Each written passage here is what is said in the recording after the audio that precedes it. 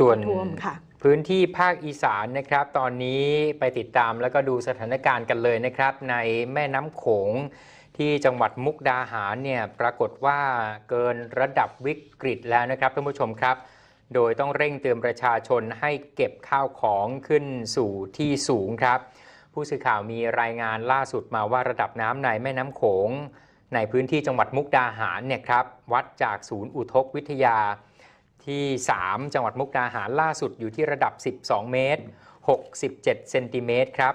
ซึ่งเกินกว่าระดับวิกฤตมาแล้ว17เซนติเมตรด้วยกันทำให้พื้นที่บริเวณวัดศรีมงคลเหนือครับซึ่งวัดศรีมงคลเหนือเนี่ยตั้งอยู่ริมฝั่งแม่น้ำโขงพอดีเลยนะครับเกิดน้ำโขงไหลเข้าไปท่วมในห้องน้ำของวัดแล้วก็ไปท่วมกุฏิของพระสงฆ์แล้วบางส่วนนะครับโอ้โหดูท่านก็ได้รับผลกระทบแต่ว่ารายงานข่าวบอกว่ายังไม่กระทบนะฮะต่อกิจประจำวันของพระสงฆ์ส่วนบริเวณที่ลุ่มแล้วก็ลำน้ำสาขาน้ำโขงเนี่ยนะครับก็มีระดับน้ำโขงหนุนขึ้นมานะครับเพิ่มระดับสูงขึ้นและที่ลุ่มก็มีการให้เก็บ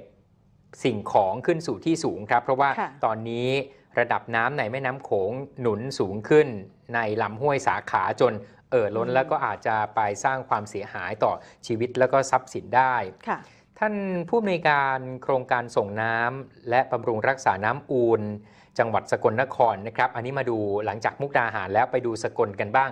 สกลนครนี่ก็ยังคงหนักต่อเนื่องนะครับเราติดตามข่าวที่สกลนครมาตั้งแต่ช่วงแรกตอนนี้คุณเกรียงไกรกุลจิตติบวรนะครับท่านผู้อำนวยการโครงการส่งน้ำและบำรุงรักษาน้ำอูลอย่างที่กล่าวไปบอกว่าการบริหารจัดการน้ำในเขื่อนน้ำอูลที่อำเภอพังโคนจังหวัดสกลนครเนี่ยขณะนี้ท่านบอกว่ามีปริมาณน้ำอยู่659ล้านลูกบาศก์เมตรครับก็ถ้าคิดเป็นความจุอ่างแล้วก็109.8% นี่แสดงว่าก็เกินความจุอ่างมาแล้วนะครับแล้วก็มีแนวโน้มเพิ่มขึ้นอย่างต่อเนื่องซึ่งเป็นพื้นที่เหนือเขื่อนน้ำอูลเนี่ยมีฝนตกหนักลงมาก็ทำให้มีน้ำไหลเข้าเขื่อนเฉลี่ยถึงวันละประมาณ12.44 ล้านลูกบาศก์เมตรครับซึ่งทางเขื่อนก็ได้มีการเร่งระบายออกได้ที่8.12 ล้านลูกบาศก์เมตรเท่านั้นจึงท่านก็เลยเตือนมาบอกว่าอยากจะให้ชาวบ้านเนี่ยติดตามสถานการณ์น้ำอย่างใกล้ชิดกันด้วยครับใช่ค่ะเพราะว่าปริมาณน้ำที่มากเนี่ยนะคะบางทีอาจจะหมายถึงถูกระบายมาในพื้นที่ของเราหรือว่าพื้นที่ทางการเกษตรนะคะที่จะได้รับผลกระทบเนี่ยดูจากภาพข่าวในน้ำค่อนข้างขึ้นเยอะมากๆเลยนะคะ